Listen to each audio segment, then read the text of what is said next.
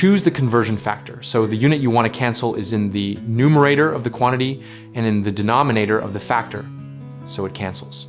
Think of units like puzzle pieces that must fit together to disappear. If you have 5 meters and you want centimeters, write the conversion. So meters are on top of what you start with and on the bottom of the factor that you multiply by. For example, if you start with meters and you know 1 meter equals 100 centimeters, use the factor 100 centimeters over 1 meter. So the meter in the numerator cancels with the meter in the denominator. If the units do not cancel, flip the conversion factor so the unwanted unit is on the opposite side. Always track units step by step as you multiply, and the correct orientation becomes obvious when the unwanted unit disappears.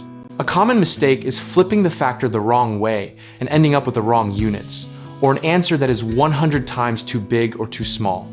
Fix it by writing the units line by line and canceling before calculating.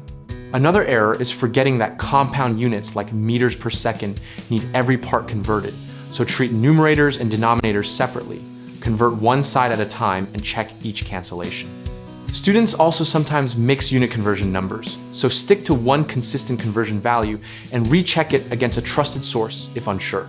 For more examples and video walkthroughs on choosing the right conversion factor, visit www.gumballdegree.com to find more videos and resources on the topic.